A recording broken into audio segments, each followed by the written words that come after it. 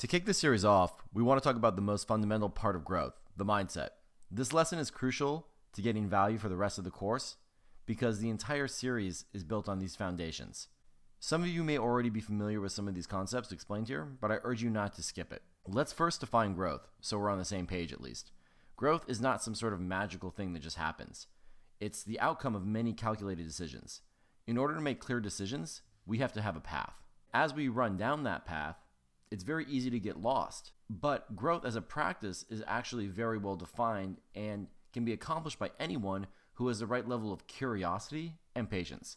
We may all have different goals, more revenue, more users, more emails, but regardless of the desired outcome, the practice to achieve it is the same. First, we have to figure out specifically where to focus, which is one of the most challenging things to do. Next, we have to determine what our objectives are or what our goals are.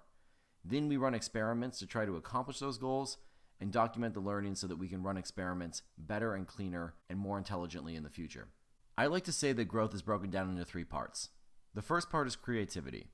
These are your unique angles you share with the world. The second part is your science. This is your process, your tools, your analytics.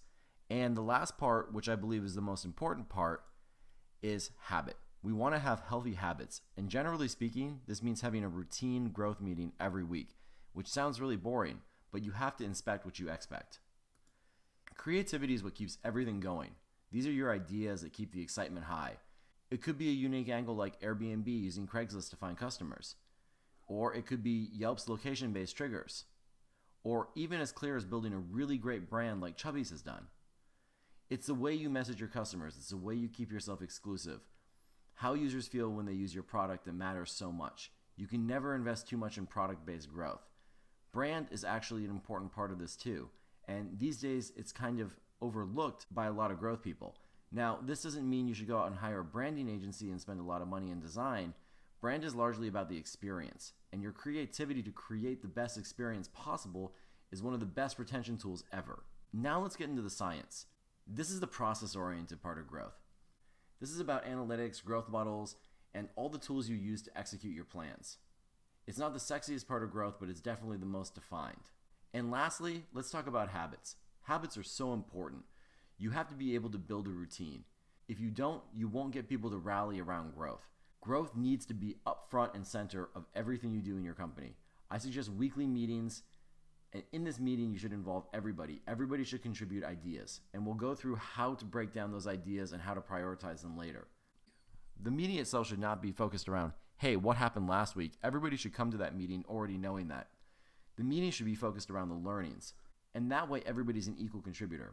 And if you run a sales-based culture, then this should be focused around objections that salespeople hear on a day-to-day basis.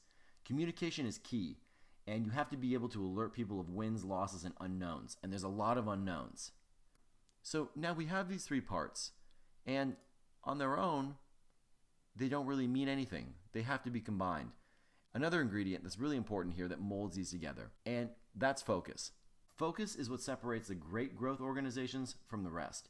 It's the pillar of what we learn in this course. Despite all the lessons on every topic, focusing on the right part of the funnel is so important. There's all this noise, all these ideas, all these tactics, all these best practices, and you know what? They're all great.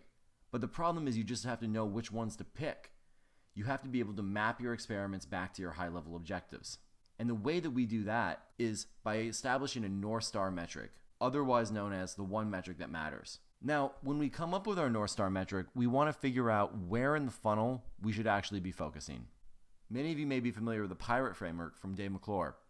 And as you try to find your North Star, you have to figure out where in your funnel you should be focused. Many startups try to work on too many parts of the funnel at once. This is really impossible. Let's talk through the funnel so we can figure out where we want to focus. You have to identify your bottleneck. Acquisition. Do you have enough people coming to your site, app?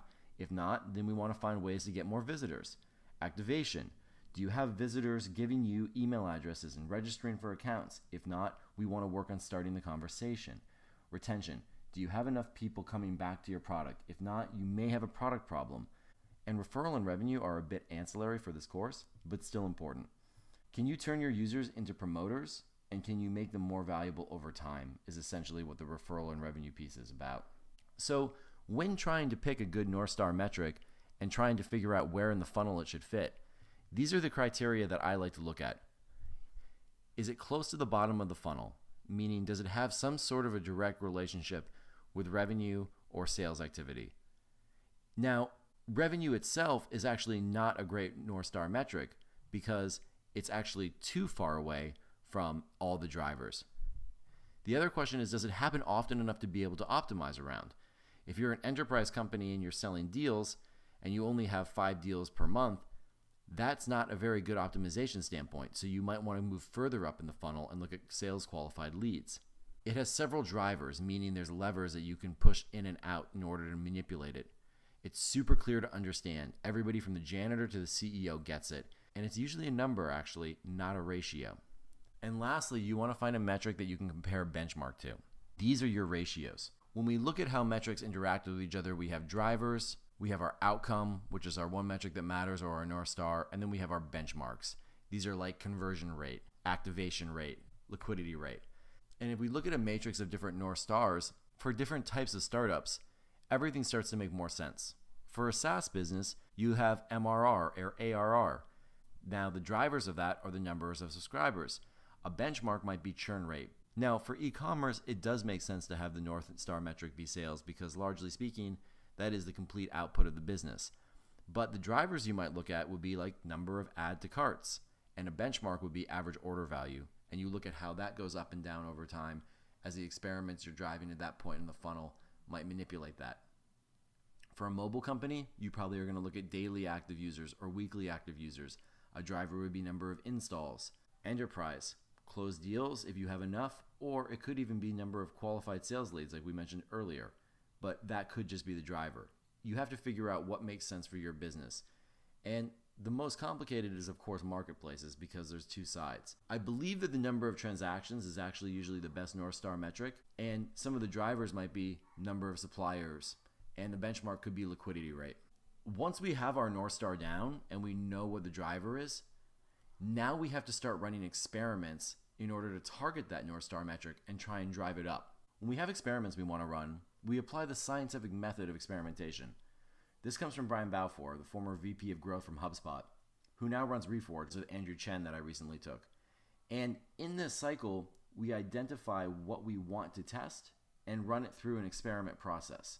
So first, we have a brainstorm session. This is where we come up with our idea backlog. Second, we prioritize, and I'll touch base on how to prioritize in a second. Third, we test and we implement it. Then, after it's been implemented, we analyze it and we figure out whether or not it worked or it didn't work or if it was unknown, and we put that into a playbook so that we can systematize it, not just for ourselves, but also so new people that come into our company can understand what has worked and what hasn't worked. Now that you have this process, the challenge becomes, well, what experiment do I run? And in order to solve this, we adopt the Sean Ellis mode of prioritization. We call this ICE. ICE stands for Impact, Confidence, and Ease. So whether you're using a spreadsheet or whether you're using the Growth Hackers tool, you're able to rank things on these 3 variables. And this is extremely useful then because usually the number that's the highest is the most impactful. In the next lesson, I'll show you how to use a spreadsheet to do all of this. And then I'll also go through Projects, which is the first tool that you guys get access to for free from Sean Ellis and from Growth Hackers, which is essentially the pivotal tracker for growth. It allows you to document all of your learnings as well too, so you have this knowledge base. Really nifty stuff. If somebody new comes into the organization and they want to run Twitter ads, they can just literally search Twitter and see what worked and what didn't work, and it cuts the learnings down dramatically. So when we think about all of these experiments that we're running now, it's extremely important to design them correctly. We have to make sure that they match our funnel focus, that we're not just doing experiments for the sake of doing experiments. If activation is our goal, every single experiment that we're running should target activation. We want to always make sure that there's a hypothesis. If I do X, I expect Y. And there should be some sort of a short feedback loop within at least 2 weeks, because otherwise you're not able to be nimble and agile enough, and the competition may get ahead of you. While thinking about designing experiments, I think it's extremely important to adopt the methodology of smoke testing. For those of you who don't know about smoke testing, I put a link to my free course. I'm not going to get into smoke testing here because there already is a free course on that, and I believe a lot of people already took it. But generally speaking, the point of a smoke test is to run a process where you can prove to yourself without writing any code that something is a valuable growth experiment. You come up with a hypothesis, the minimum proof that you need to prove it to yourself, how you can get it done with no engineers, driving the right traffic there, measuring conversion, optimizing, and learning. So very similar process. The idea here is just that the mindset should be, how can we move as fast as we possibly can and not let product hijack our growth? And the last thing to think about here too when you're running experiments is who you're speaking to, your customer. Many startups miss the value optimization step. They don't actually clearly articulate what matters to the customer, what is the urgency that's going to get them to buy, and what is the difference between them and the competitors. So these are the things that we want to work through, and we want to run experiments to try and figure out how to optimize the value proposition so that we can clearly articulate it with our creativity. Then we can map that back with our science to track everything and have healthy habits to run a great growth team. And if we can do all of this, we can run our experiments without confusion, and we can build learnings that radiate throughout our entire organization. Those learnings will continue to compound and help drive growth over time exponentially. The next two sections are going to be tactically how to use a spreadsheet to run this process and how to use the projects tool in order to run this too.